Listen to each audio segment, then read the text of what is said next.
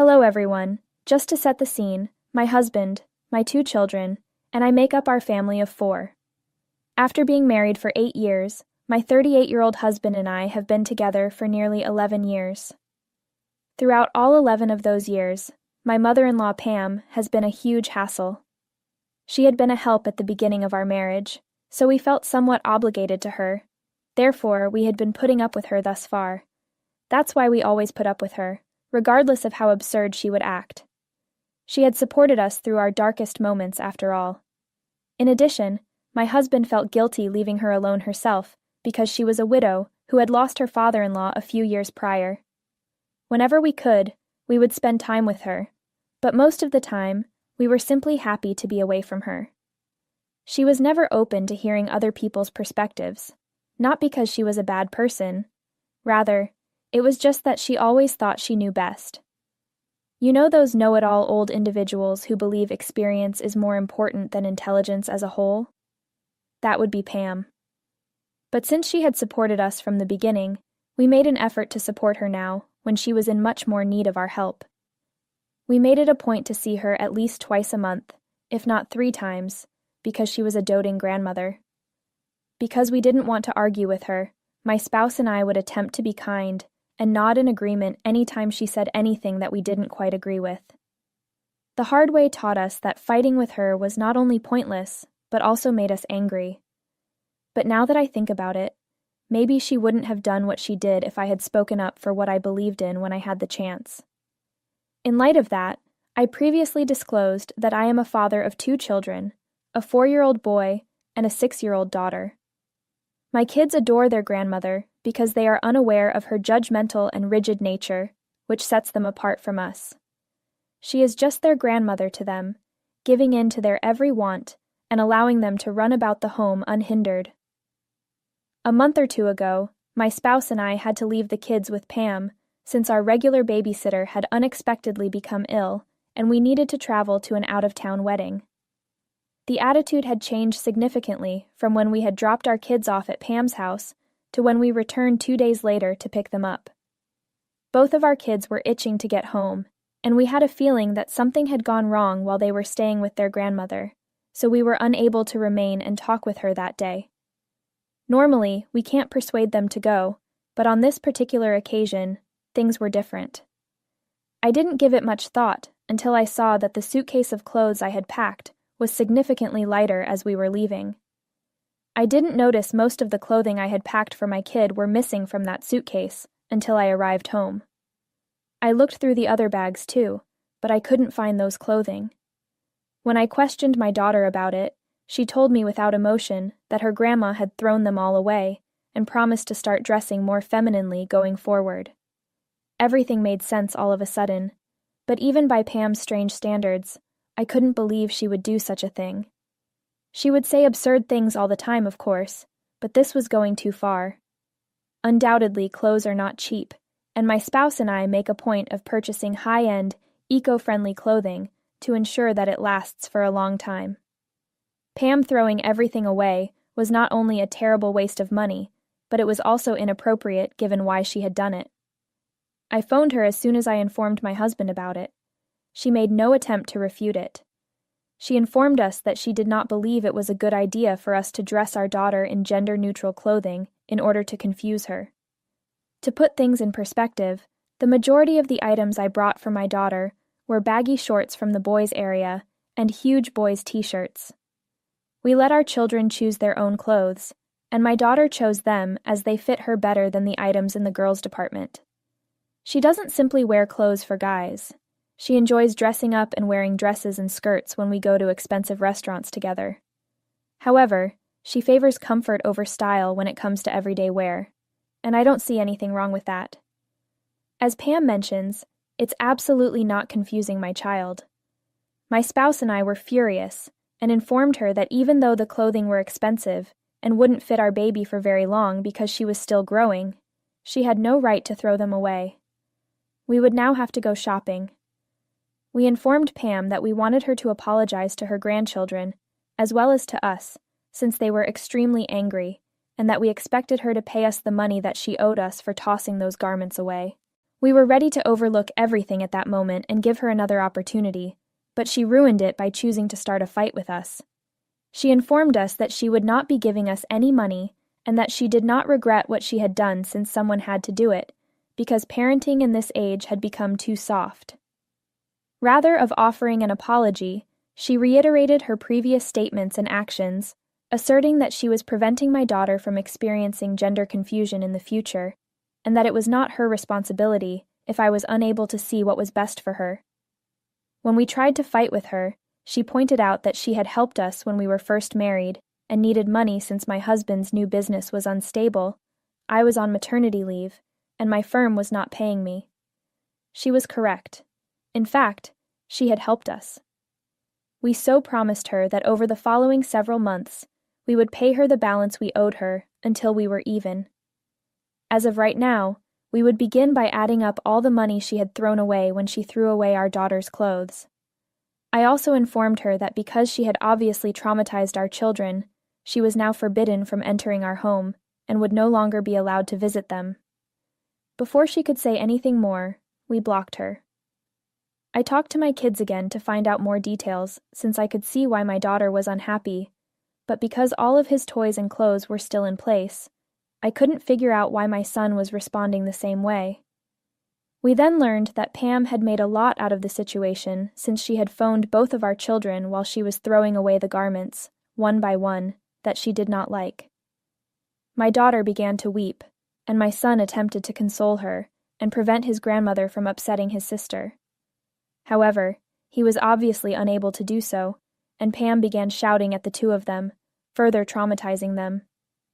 They both started weeping while they were telling us about this occurrence because they were so angry with her.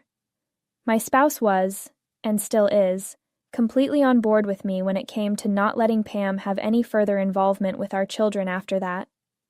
She stopped attempting to get in touch with us after we blocked her, so we assumed she was going to stop by herself. After a week or two, we had anticipated hearing from her, but when that didn't happen, we began to think she was done with us. Before her arrival a few days ago, my spouse and I had all but forgotten about her. Luckily for us, my kids weren't at home and were spending the day with my parents. Otherwise, they would have had to endure this situation once more. Nevertheless, the bell began ringing as my spouse and I were conversing in the living room, and we could see through our windows that Pam was outside. Following some deliberation, we chose to open the door but keep her out since we were curious about her purpose for being here. She didn't take long to act. She stated she was coming to seek custody of her grandchildren since we were obviously failing at raising them properly, and as soon as we answered the door, she handed us some paperwork.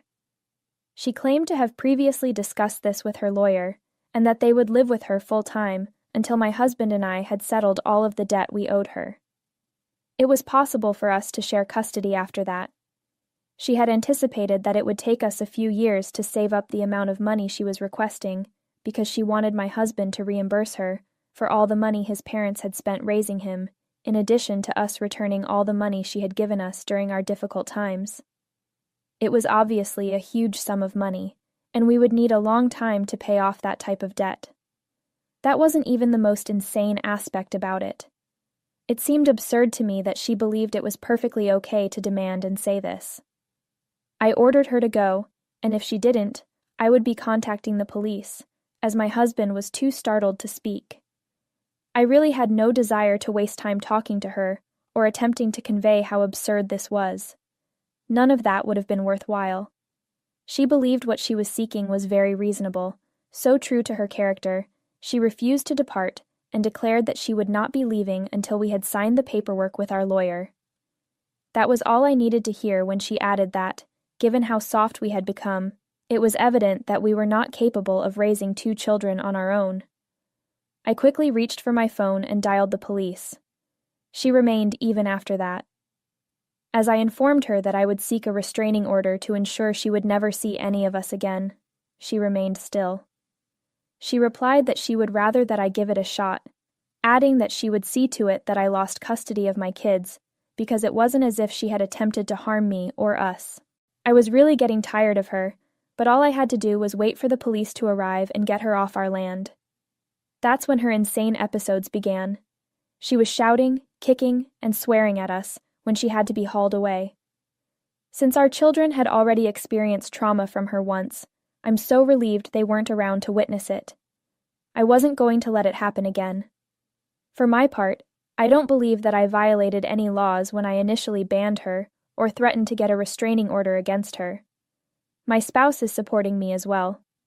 The rest of my husband's family is currently against us, despite the fact that he remained silent the entire time his mother was here since he was deeply surprised. They assume I'm being really ungrateful, since I've totally forgotten that she was the only person who supported us throughout our difficult time of having a newborn and making ends meet. I'm not sure how hard it is for the rest of the family to grasp, but just because she had supported us when we needed it doesn't mean she has the right to control our life. Everyone has been hounding us, telling us that calling the police on her was incredibly inappropriate, especially since all she wanted to do was watch out for us. Really?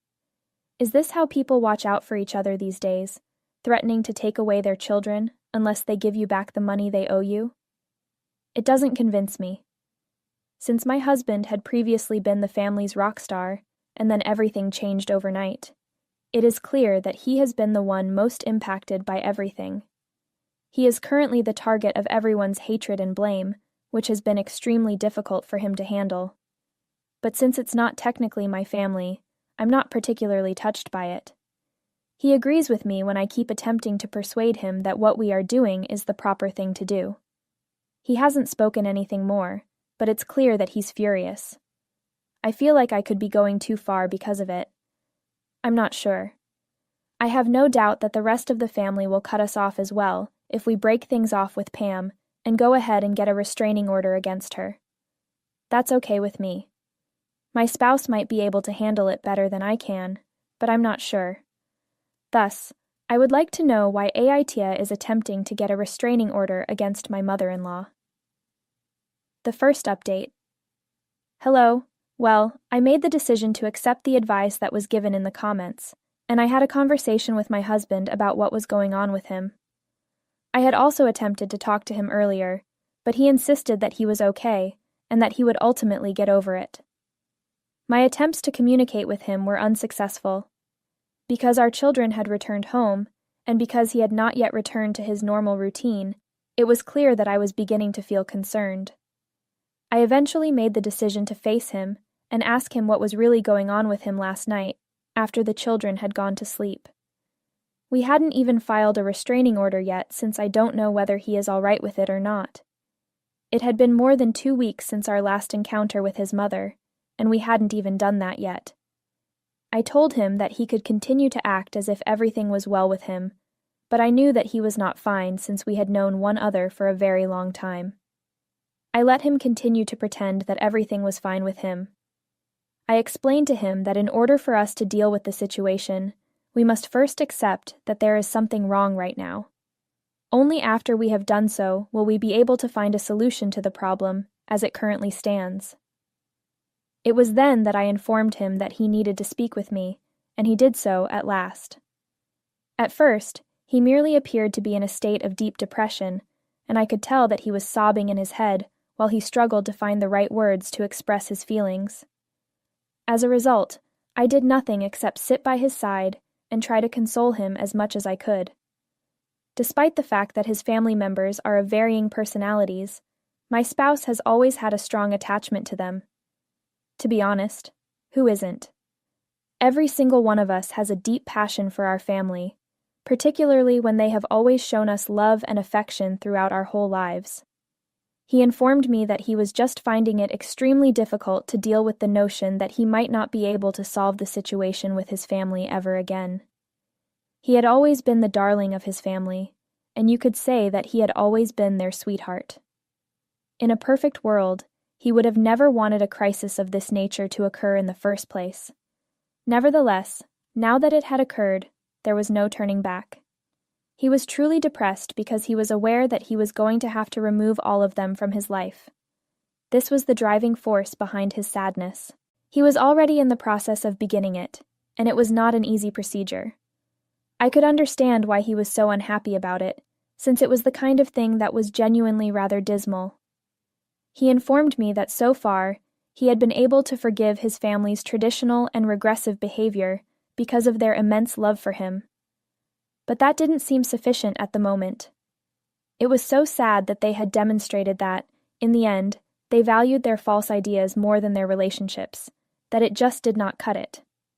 His mother and the rest of his family don't love him for who he is. They all want to control him. Above all, his mother's actions had caused him serious pain. He stated he had always embraced his mother for who she was up to this point. He had even gone so far as to attempt to figure out why she thought some things were so terrible. He attempted to show respect for her beliefs, even if he disagreed with the most of them, and she was unable to show us even the barest civility. Furthermore, she even demanded that we tolerate this kind of contempt for our children. In order to keep me from becoming anxious or disturbed, he also revealed to me other things that had happened in the past, but which he had never discussed. However, it seems that Pam had informed him that, despite my constant desire to work, she would prefer that I give up my career and become a stay-at-home mother when my daughter was born. Making your own money is a source of pride in my family. Therefore, working was crucial to me because I wanted to make my family, and most importantly, myself, proud. My spouse informed me that, since I had recently given child and was vulnerable, he had had to have several arguments with his mother to ensure that she would not bring it up to me.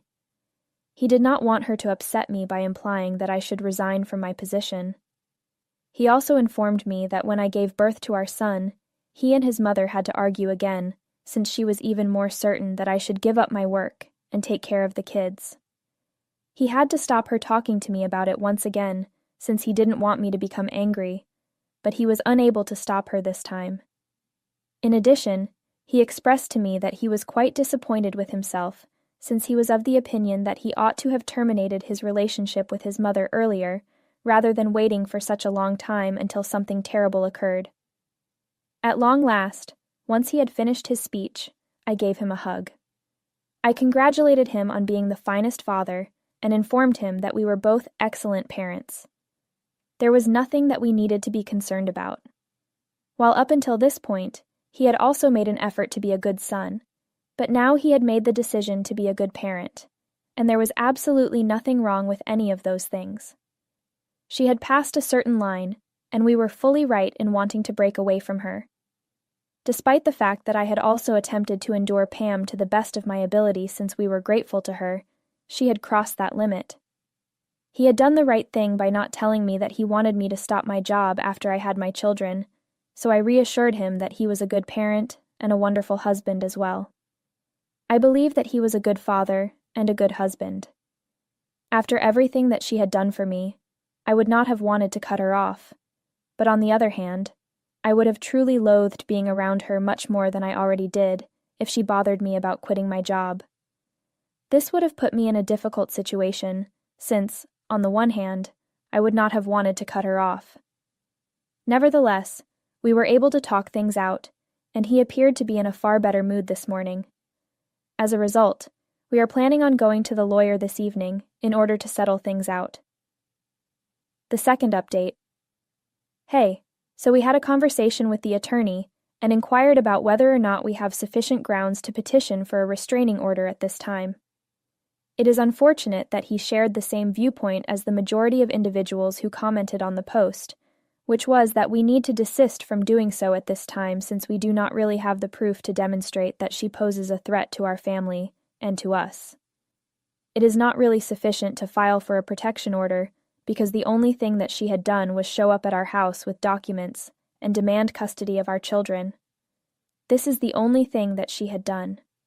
He urged us to keep a record of all the encounters that we have with her from this point forward, and if we continue to feel threatened by her, we should absolutely come to him. The plan is for us to proceed in this manner. In an ideal world, it would be evident that we would not want her to inconvenience us again. Nevertheless, if we are able to convince her to stay away from us forever, then I suggest that we should go ahead and do it. The only people who have texted him so far are members of my husband's family and his relatives. They have told him that he has failed as a son and other such things, but she has not yet reached out to us. As of right now, Nobody is harassing us since we have blocked the majority of the members of his family who had chosen her side. Considering that Pam has been rather quiet on her end, it is either that she is making preparations to do something significant, or that she has given up. Any way you look at it, I couldn't care less. Having a conversation with the attorney provided me with new perspectives, and I am certain that in the event that she engages in any behavior, we can simply videotape it, and she will be legally compelled to stay away from us at that point. My husband is doing a lot better since the previous update that I provided, and I am really pleased for him that he is finally finding it a bit easier to deal with what is going on. I am very happy for him.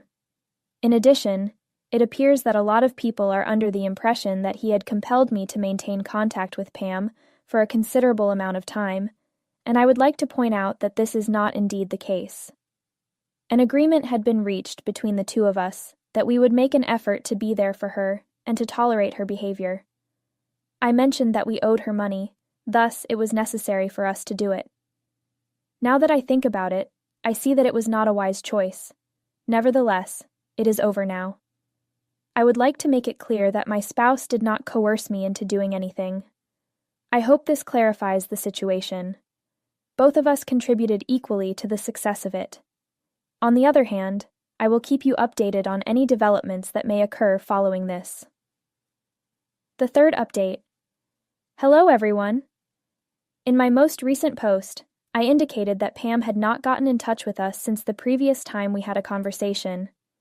I had been assuming that she was probably intending to do something significant as a result of this lack of communication. She made a full and absolute fool out of herself in front of so many people that I can't even laugh out loud as I'm typing this out. I was correct, and I'm so happy that I predicted it, because I had believed that she was going to do something hazardous, but instead, she made a fool out of herself in front of so many people. We haven't spoken to Pam in over 3 weeks, so a good amount of time has elapsed since my initial post here.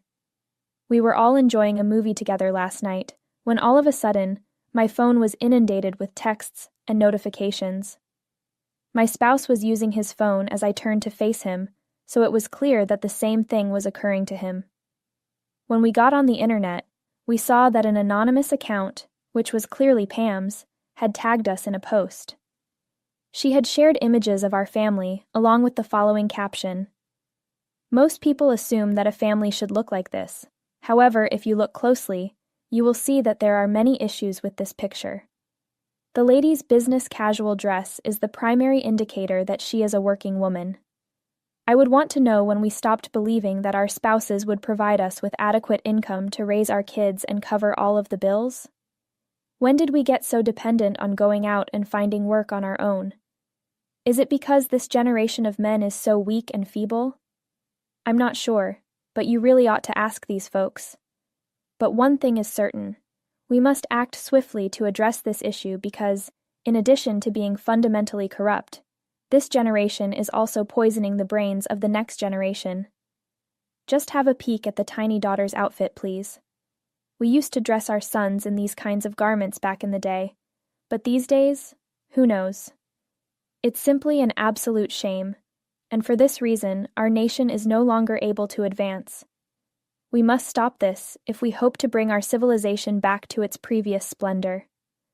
If you agree with me, please share this message to assist me in mending this family. The last sentence of the post gave it away, if the rest of it hadn't previously.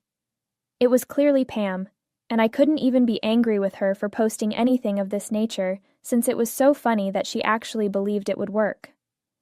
This was obviously her idea of a petition, one that would be laughed out of any court in the world. I assumed something horrible had happened when my phone started to flood with alerts, but the majority of the messages I was receiving made fun of this article and asked me if I had seen it yet. With my spouse, it was also the same. We read that post together, and as we glanced at each other, I believe we laughed nonstop for almost 30 minutes. That post's comments were entertaining as well. Because we were tagged in that post, many of our friends saw it, and were leaving the best jokes in their comments. Though you guys shouldn't have to, I think you guys need to be able to laugh too. I suggest that in order to eliminate the necessity for 2 sources of income, we jump in our time machines and return to trading with animals. Should you concur, please share this content. It's unbelievable that ladies are dressing like this. What comes next? Dads with eyelashes? Ludicrous. Even though they were plainly making fun of that absurd message and everything, we still made sure to snap screenshots so we could provide them to the attorney. Additionally, we're going to get in touch with her and ask that she remove the post. It will be advantageous for us if she becomes combative, as it will provide us with a valid excuse to request a restraining order, ending our relationship with her.